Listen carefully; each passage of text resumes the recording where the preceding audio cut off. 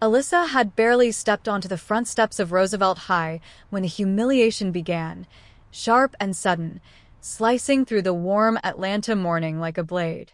She reached for the handle of the main entrance, her fingers grazing the cool metal, when a voice, cold, clipped, and unmistakably authoritative, shot through the air. You. Stop right there. Alyssa froze mid-motion, her hand suspended, her breath catching as she turned. Principal Margaret Doyle stood 3 steps above her, arms crossed, eyes narrowed with a look Alyssa knew too well, the look adults reserved for people they had already decided did not belong. "Excuse me?" Alyssa asked softly, unsure if the woman was even speaking to her. Doyle descended 1 step, then another, as though approaching a disobedient pet rather than a student. "Staff enters by the service gate," she said loudly, the words carrying across the courtyard. "The main entrance is for students and administrative personnel only. Let me be perfectly clear, not for janitorial or maintenance staff." A few students nearby turned instantly. 2 boys sitting on the brick ledge nudged each other, smirking, lifting their phones. One whispered, not quietly enough, she thought she could just walk in like that. Another snickered, must be new, or clueless. Alyssa felt the heat rise in her cheeks. Her throat tightened. I'm not staff," she attempted, voice small but steady. "I'm a stu. Do not argue with me," Doyle snapped, raising a hand sharply as if swatting away her words. "The service gate is around the side. Go there now. We do not allow employees to enter through this door." The boys laughed openly. A girl walking past looked Alyssa up and down, jeans faded, sneakers worn, backpack frayed at the seams, and shook her head as if the conclusion were obvious. Alyssa swallowed hard, trying once more. "But Doyle stepped forward abruptly, invading the small space Alyssa occupied. "Do you intend to create a scene on your first day?" Her voice cut like ice. "Is that how you want to introduce yourself? By refusing to follow extremely simple instructions? If you work here, you follow protocol. If you can't do that, I will be forced to call security." Alyssa felt something shatter quietly inside her. "I don't work here," she whispered. Doyle didn't hear, or chose not to.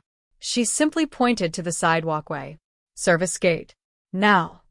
The command was loud enough that a cluster of students turned to watch Alyssa's shame deepen. Someone recorded openly this time. Someone else mimicked her quiet voice under their breath, laughing. Alyssa forced her feet to move. Each step toward the service passage felt heavier, as though the ground were pulling her down, as though her chest were filling with wet cement. Behind her, she heard one of the boys say, "Man, she really came to school dressed like that? Yikes." Another replied, "Bro, she legit looks like she's about to mop the hallways." Laughter followed her like a shadow. Alyssa kept her gaze pinned to the ground. Her heartbeat pounded loudly in her ears as she left the well-kept front courtyard and turned toward the narrow concrete lane that led to the service gate. Trash bins lined one wall. A janitor's cart sat abandoned outside a metal door. The scent of bleach and damp mop water floated on the humid air. She blinked rapidly, trying to keep her eyes from stinging. This wasn't how she imagined her first day. She wasn't supposed to be walking alone toward the area meant for workers who cleaned up after everyone else. She was supposed to be standing proudly under the entrance sign, confident, smiling. Her father's words from that morning echoing. "Show them who you are." She wondered bitterly if he would still say that now. When she reached the service gate, a tall man in a Navy maintenance vest noticed her immediately. George Milton, mid-40s, face kind but puzzled, raised an eyebrow as she stepped uncertainly into view. Hey there," he said, putting down the box he was carrying. "You lost." Alyssa tried to answer, but her voice cracked. She shook her head, then nodded, then finally managed something. "The principal told me to come here." George's confusion deepened. "For what?" Instead of explaining, Alyssa reached into her backpack and pulled out the temporary student ID issued by the district the day before, her name printed neatly, the small word scholarship labeled beneath it. George stared at it, then at her, then at the ID again. His eyes widened. "Wait. Hold on. You're a student." She nodded. And the principal sent you to the service entrance? Another nod. A longer one this time, because she couldn't bring herself to say the words out loud. George let out a slow, disbelieving breath. That's not okay. She offered a weak, humorless smile. I know. Did she ask you anything? Did she look at your badge? She didn't even. Let me speak. George rubbed the back of his neck, shaking his head. Lord. That woman, he didn't finish the sentence. Instead, he motioned gently toward a nearby ledge. Sit a minute. You look like you're about to pass out. Alyssa obeyed, more from exhaustion than instruction. Her knees trembled as she lowered herself to the concrete. Her hands were shaking. George crouched beside her. You didn't deserve that. Not for a second. Don't let her make you think otherwise. Alyssa stared at her sneakers. I shouldn't have come dressed like this. Stop, he said firmly. This isn't about clothes. Trust me. She swallowed hard. People were laughing.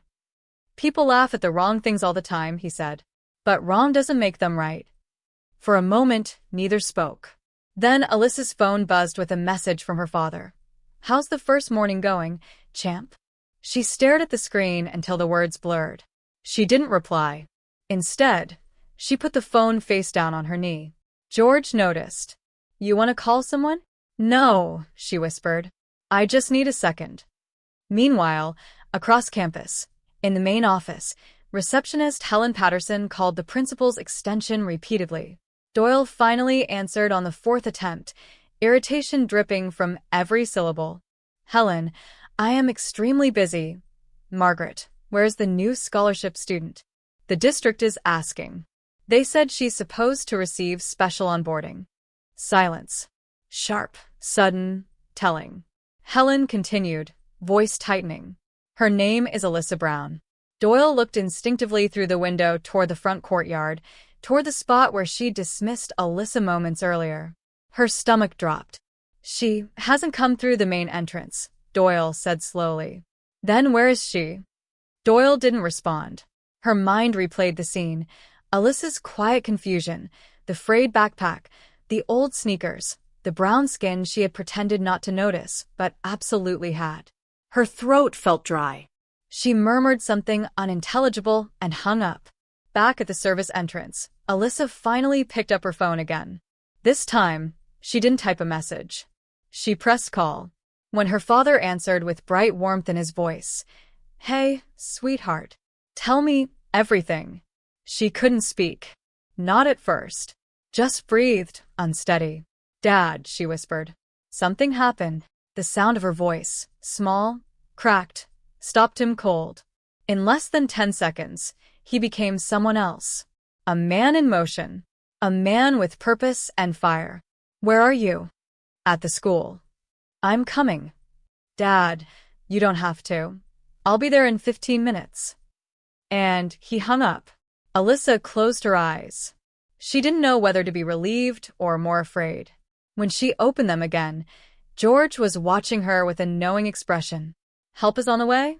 She nodded. Good, he said. You shouldn't face this alone.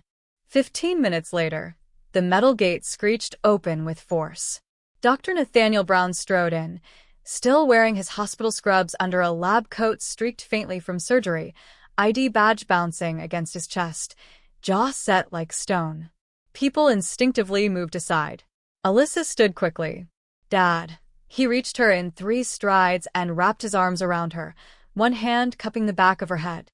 You okay? She didn't answer. She didn't need to. He felt her trembling. He looked at George. What happened to my daughter? George hesitated only a moment. Sir, with all respect, the principal mistook her for staff and ordered her through the service entrance. Nathaniel closed his eyes briefly. Of course she did. Then he inhaled sharply, opened his eyes, and turned toward the pathway leading back to the main building. Where is she? George pointed. Nathaniel took Alyssa's hand. Come on, he said quietly. You're not walking through the side door ever again. As they approached the front courtyard, murmurs swelled. Students pulled out phones. Some recognized Nathaniel Brown from hospital brochures or community health events. Others just sensed something serious unfolding. Principal Doyle appeared at the top of the steps, smoothing her blouse, lifting her chin as though she still had control of the narrative. "Dr. Brown," she began, with rehearsed professionalism. There seems to have been some misunderstanding." "Yes," he said, voice low but razor-sharp, "and I'd love to know what exactly you misunderstood." Doyle opened her mouth, but the words caught. Nathaniel continued, stepping closer. "My daughter is a student here. A scholar. An honors student. And you sent her. I simply thought she was—" "Based on what?" he asked, quieter now, more dangerous. Doyle's eyes flickered to Alyssa, then away. Students around them fell silent, watching her struggle for an answer. And for the first time all morning, Alyssa felt the power shift, not dramatically, not triumphantly, but enough that she could breathe again. Enough that she felt seen. Enough that the humiliation began to loosen its grip on her chest. But the storm wasn't over. It was only beginning. If you'd like, I can now continue with Chapter 2, 8,000 plus characters, following your structure. The first time Alyssa walked through the front doors of Roosevelt High as an actual student, it wasn't triumphant. It wasn't proud. It wasn't anything like what she'd imagined. Her father had insisted on walking her in. No, escorting her, more like it. His presence commanding, tall and poised in his surgeon's scrubs, his ID badge still hanging from his neck like a quiet reminder of who he was and what he represented. The lobby fell silent as the two entered. Students turned, staff glanced up from their desks, and the clack of Principal Doyle's heels on the polished floor echoed from around the corner as she appeared once more, this time with a PR smile that cracked before it even reached her eyes. "Dr. Brown, again, let me offer my sincerest." "Where's her schedule?" He cut her off, not angrily, but with such quiet authority that she fell instantly silent. "Where's the orientation package she was supposed to receive? The mentorship program? The welcome meeting?" Doyle's mouth opened and closed, but it was Helen from the front office who quickly retrieved a manila envelope from her desk and held it out. "We were just preparing it," she lied smoothly. Alyssa accepted it with quiet hands, her eyes refusing to meet anyone's. "You okay?" her father asked, leaning in. She nodded, more to make him feel better than to express truth. "I'll call you after school," he said. Anything you need, you tell me." She nodded again. Then he left. The moment the glass doors shut behind him, the entire building seemed to exhale. Doyle gestured awkwardly. "Let me walk you to your homeroom." "I can find it," Alyssa replied, voice flat. "It's on the schedule." "Of course," Doyle said. "Well, "Have a great first day, Alyssa." Alyssa didn't respond. She turned and began walking. She could feel eyes tracking her, whispers beginning again. Already she could see the corners where cliques formed, lacrosse boys in pastel polos, girls in coordinated designer bags and perfect curls, kids wearing Roosevelt High hoodies that weren't sold to just anyone. They were looking at her, sure, but not the way they'd look at someone new and interesting. It was the look you give to someone who's already been marked, stamped, defined. The girl who got sent to the service entrance. She walked down the hall, pretending not to notice the silence that followed her like a shadow. Her locker was too tall, the hallway too wide, the stairs too sharp. When she finally reached homeroom, the teacher barely looked up. "Name?" she asked. "Alyssa Brown." The woman scanned the list, then pointed toward the back without another word. Alyssa sat quietly. No one spoke to her. Not the red-haired boy 2 seats over who laughed with his friends about someone's TikTok, not the girl in a cheered jacket who was whispering behind her hand, definitely not the boy in the corner scrolling through Snapchat. It wasn't outright hostility.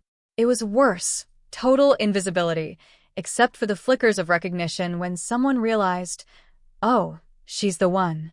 It spread fast.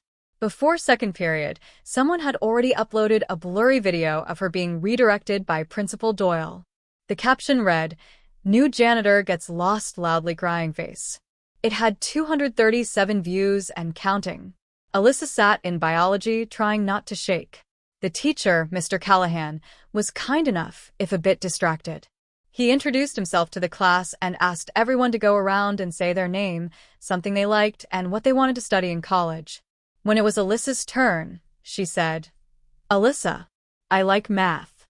I want to be a neurologist." There was a pause, long enough for someone to snort. "Of course you do," a girl muttered under her breath, not kindly. Mr. Callahan frowned, but said nothing. At lunch, she carried her tray into the cafeteria and realized instantly that she had nowhere to sit. The tables were filled with groups, and the looks she received as she hovered by the edges of each table made it clear she wasn't welcome.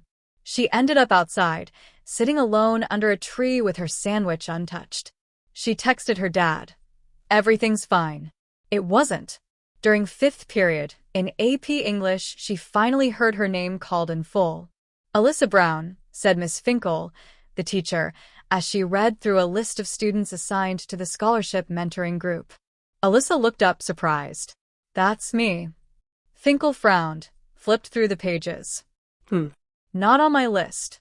"There must be a mistake," Alyssa said, voice tight. "I got a letter. I was selected for the scholarship mentorship track."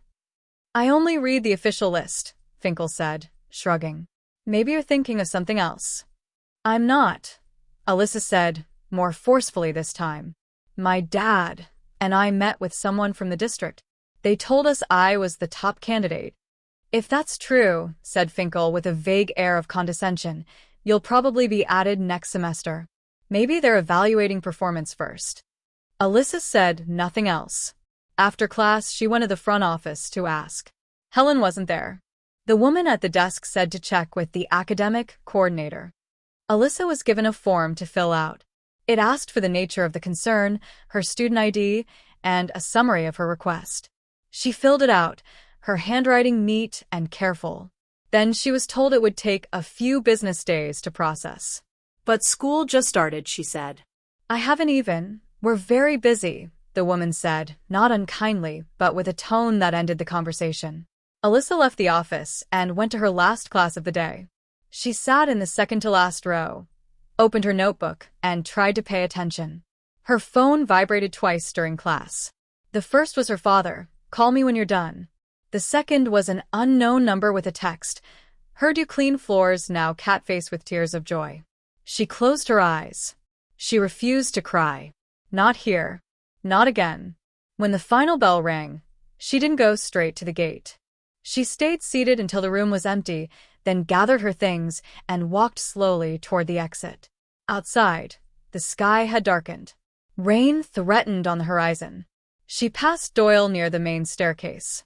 The woman didn't speak, didn't even acknowledge her. Alyssa's jaw clenched. In that moment, the exhaustion hit her, heavy, raw, seeping into her bones. This was supposed to be the place where she soared, where she proved herself, where she showed who she was. But instead, she had spent the day walking a tightrope of shame, surrounded by people who had already decided she didn't belong. And the worst part, the truly unbearable part, was the creeping suspicion that someone, somewhere, had made sure of it. As if the humiliation that morning hadn't been a fluke. As if it had been planned. Or at least allowed. She didn't have proof. Not yet. But a question was beginning to form quietly in the back of her mind. Something wasn't right. Something didn't add up. She just didn't know what it was yet. And she had no idea how much bigger the truth really was. It started with a whisper. Not dramatic, not explosive, just a quiet comment Alyssa overheard while walking past the counselor's office 3 weeks after the first day. She wasn't trying to eavesdrop. She was heading to the front desk to turn in a late field trip form when she heard 2 staff members speaking behind a cracked open door. "I don't understand why they pulled her," one voice said, male, unfamiliar. She was the highest-scoring applicant by far. "I know," replied a woman. But Principal Doyle said the mentorship list needed to reflect balance. Whatever that means. The man laughed, bitterly. Balance? Alyssa Brown had a 4.2 GPA, dual enrollment credits, 3 statewide awards. How much more balanced can you get? Alyssa stopped mid-step. Her heart began to race. She leaned subtly against the wall, pretending to check her phone. "Look," the woman continued, her voice lowering, I'm not saying anything directly. I'm just saying the girl who took her place? Her father donates to the school's booster club, and he and Doyle go way back. And Alyssa's father? A neurosurgeon. Black. Doesn't play the game. Makes waves. You do the math. Alyssa's fingers clenched around her phone. She stepped away from the door before they could see her, but her stomach was twisting. They were talking about her. And it confirmed what she had felt but couldn't prove. Something had been taken from her. Deliberately. That night, she sat at the kitchen table with her father, silence stretching between them like a wall. "Dad," she finally said, looking up from her untouched pasta. "Were you ever told that I wasn't selected for the mentorship program?" Nathaniel frowned. No. "They said you were accepted." "Why?" "Because I overheard something at school today. Something about my name being pulled. And another student, someone connected, getting the spot instead." He sat back slowly. "You're sure?" "It makes sense," she said, voice growing. "Everything about that first day. The way she looked at me, the way the teachers acted, the missing documents. And now this." Nathaniel was already reaching for his laptop. "Who did you hear?" "Two staff in the counselor's office. I don't know names, but they knew who I was." He typed furiously, pulling up school board policy documents, district oversight protocols, anything he could find. He paused. "You remember when I said they invited me to speak at the next school board meeting?" Alyssa nodded. Good. "Because I'm going." "Are you going to tell them?" she asked. "No," he said. "You are. If you want to." She hesitated. "I don't want to be seen as..." "As what?" he asked gently. "The angry girl? The overreacting girl? The black girl who couldn't just be grateful for getting in?" Her silence was the answer. "You don't owe them your silence," he said. "They took something from you, and you deserve to take it back." The next day at school, Alyssa asked to see her student file. She was told it would take several days.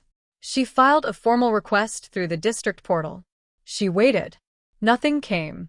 But then, on Friday, George, the maintenance supervisor who had helped her on the first day, approached her outside the cafeteria. He was holding a printed sheet of paper folded. "Someone left this near the back office printer," he said quietly. "Might have fallen. Might have been on purpose. Can't say." Alyssa opened it. It was a printed email chain. Subject line: Scholarship Mentorship Revision. The first email, dated a week before school started, listed the final mentorship cohort. Her name was first. The second email, sent 2 days later, was from Margaret Doyle. It said, "Please remove Alyssa Brown from the finalist. Recommend shifting to Brianna Kent.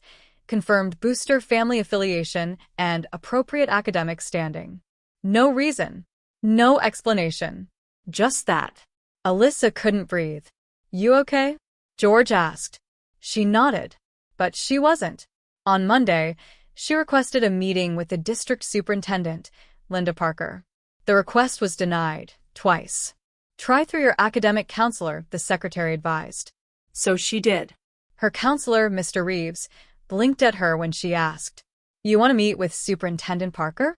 "Yes." "Why?" "Because I have evidence that Principal Doyle manipulated the mentorship selection process."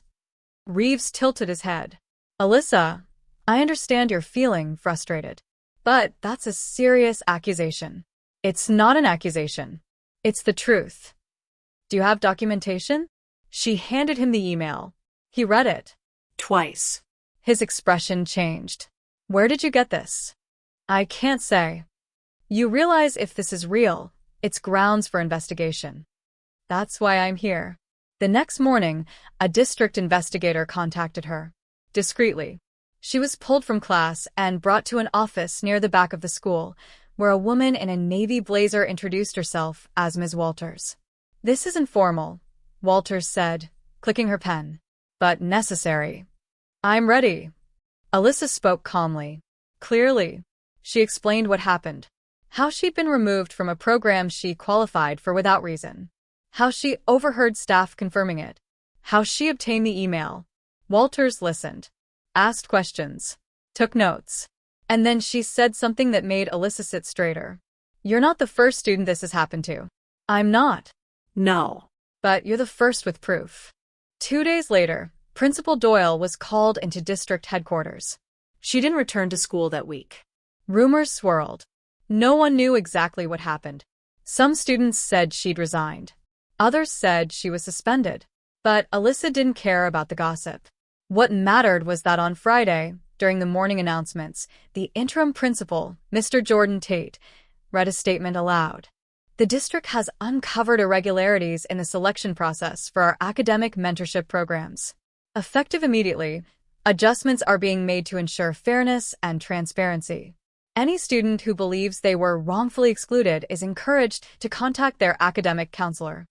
No names were mentioned, but everyone in Alyssa's AP English class turned and looked at her. Even Brianna Kent, blonde, popular, the girl who had unknowingly taken her spot, shifted uncomfortably in her seat. After class, Brianna approached her. "I didn't know," she said. "I swear." Alyssa nodded. "I believe you." "I'm sorry." "Thanks," Alyssa said. "But don't give up the spot." Brianna blinked. "What?" "You're there now. It's not your fault. Just do something with it." Brianna stared at her, stunned. "You're not mad." "I'm exhausted," Alyssa said. "That's different." That night, when she got home, her dad was waiting at the table with 2 glasses of sparkling water and a smile that barely hid his emotion. "I heard," he said. "You did it." Alyssa sat down. "Yeah," she said. "But I shouldn't have had to." "No," he agreed. "You shouldn't." They toasted, quietly. The next week, Alyssa was reinstated into the mentorship program. Her name was first on the list. At the next school assembly, she was called up to speak, just briefly. She didn't talk about the email, or the injustice, or the humiliation. She said one thing: sometimes people will try to put you through the back door. That doesn't mean you belong there. And the room fell quiet. After the announcement, after the whispers stopped swirling like dust through Roosevelt's hallways, after Doyle's name vanished from the intercom and the edges of her absence were quietly smoothed over, Alyssa found herself in a strange in-between space, no longer invisible, not exactly admired, but watched. Carefully, closely. Some students approached her with cautious kindness, like Jenna from chemistry, who sat next to her during lab and said, "I always knew something about Doyle felt off," as though that changed anything. Others avoided her altogether, suddenly too busy, too distracted, their laughter turning silent when she entered a room. A few, just a few, treated her like she'd become dangerous. Like truth was contagious, and she was patient zero. Alyssa felt it all but carried none of it on her face. She walked the halls with her back straighter now. Not because she had something to prove, but because she no longer accepted being bent. There was still damage, yes. She felt it when she passed the main office. When she saw students still whispering in corners. When she overheard a teacher ask, "So, is she some kind of activist now?" As if self-advocacy were rebellion. But the damage had changed shape. It no longer owned her. She began meeting weekly with the new mentorship group. Mr. Tate himself, the interim principal, had joined the first session. He was different, soft-spoken, thoughtful, and honest about the state of the school. "We've let things slide here," he told them. "It's not just about one person. It's about patterns. And this group, your voices, are part of changing those patterns." Alyssa listened. She didn't speak much that day. But she saw him. And she believed him. For now. A week later, she was invited to join a new student equity council. 10 students. 1 from each grade level and academic track. The invitation came directly from Superintendent Parker, who had returned to the school quietly, unannounced, and met with several students in private. When Parker met with Alyssa, it wasn't formal. They sat in the back office with 2 mugs of tea. "What happened to you," Parker said, "was wrong. And not isolated. But your courage made it undeniable." Alyssa didn't know how to respond. So Parker leaned in. "You're not here to fix the system, Alyssa. That's our job. But your voice, your experience, it matters. If you're willing." Alyssa agreed. Not because she wanted to be the face of anything, but because saying nothing had cost her once. She wouldn't pay that price again. At home, things had shifted too. Her father no longer hovered. He trusted her movements now. Still protective, still vigilant, but he looked at her differently. Less like someone to shelter, more like someone to respect. He asked questions about her classes, her meetings, her opinions. And he listened. "You've got your mother's spine," he told her once, quietly. She never backed down either. Alyssa had never known much about her mother. She'd passed when Alyssa was barely old enough to form memory, but she held on to that comment like a thread. At school, not everything changed overnight. Some teachers still hesitated when calling her name. Some students still refused to look her in the eye. But there were moments. New ones. Small ones. Like when Mr. Callahan asked her to co-lead a study group for biology. Or when Brianna invited her to sit with her at lunch. Awkward, but genuine.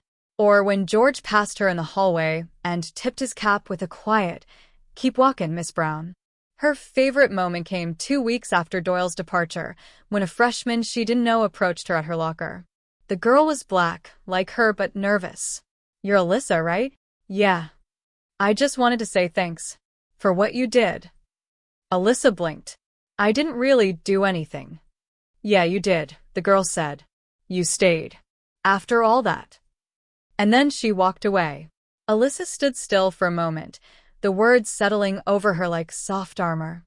That night, she told her dad what the girl had said. He smiled, touched her hand across the table. "That's legacy," he said. "Not grades. Not awards. That." But Alyssa didn't feel like a symbol. Not yet. She still carried the weight of that first morning. Still remembered Doyle's tone. The laughter. The humiliation. The stolen opportunity. She didn't want to erase that pain. She wanted to use it. As the Student Equity Council prepared to present its first recommendations to the school board, Alyssa found herself drafting a speech. Not a sign, just needed. A way to speak into the silence that had lived in Roosevelt for too long. She wrote late into the night, crossing out words, rewriting lines. Not angry, not bitter. But sharp. True. She wasn't interested in vengeance. She wanted change.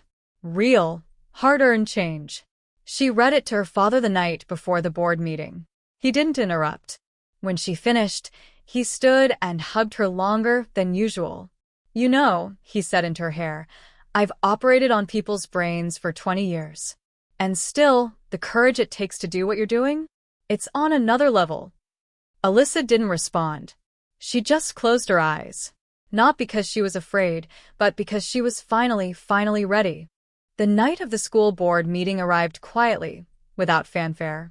The gymnasium was half-filled, parents, teachers, district officials, and a handful of students in school uniforms or jeans, seated in rows of cold metal chairs. Alyssa sat near the front, her speech folded twice in her hand, its edges soft from how many times she had reread it. Superintendent Parker stood at the podium first, introducing the new Equity Council and its work. Her tone was clear, firm, not for applause but for record. She thanked the students for their leadership, then paused. "One of them has asked to speak tonight," she said. "Not as a representative, but as a student who understands what happens when systems fail, and what it takes to stand anyway." Alyssa stood slowly. The room turned toward her, not with judgment, not with pity, but with quiet anticipation. She walked to the mic, her footsteps steady, the folded speech tucked into her palm.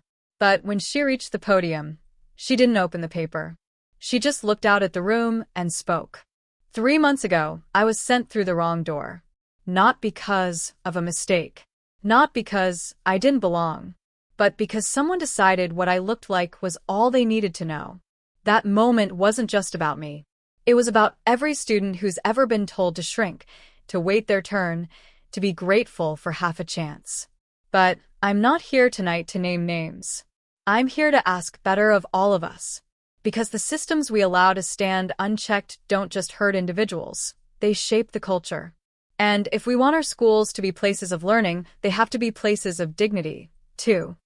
There was silence. Not the uncomfortable kind, but the full kind, the heavy kind, the kind that means people are actually listening. Alyssa stepped back. Superintendent Parker nodded once. And that was it. No applause. No dramatic music. Just change beginning, the slow kind, the real kind. In the weeks that followed, Roosevelt High implemented new policies. Blind admissions for internal programs, racial bias training for faculty, open office hours with administrators. Mr. Tate was named the permanent principal. The mentorship program expanded, and Alyssa was paired with a retired neurologist from Emory who met with her twice a month. Her grades remained high, her confidence grew steadier, and the whispers around her name began to change shape, from gossip to respect, from pity to pride. She didn't become popular. She didn't want to be. But she became something rarer. Heard. One morning, as she walked through the main entrance, George caught her eye and offered a small salute from the far end of the hallway. She smiled, and when she walked past the spot where Doyle had once stopped her, she no longer felt heat in her chest. Just memory. Just a reminder of how far she'd come. On her last day of sophomore year, she stood in front of her locker, running her fingers along the inside of the door where she'd taped a quote, "You don't have to be loud to be powerful." She left it there, untouched. A quiet gift to whoever used that space next. Then she closed her locker for the last time, slung her backpack over her shoulder, and walked out through the front doors. Not with fanfare, not with music, but with something more enduring: self-respect. And as you reach this moment with her, wherever you are, on a walk, in your car, sitting quietly in a room, you've carried this story to the end. Thank you for staying. Thank you for listening. And now I wonder, from what place in the world are you hearing this story?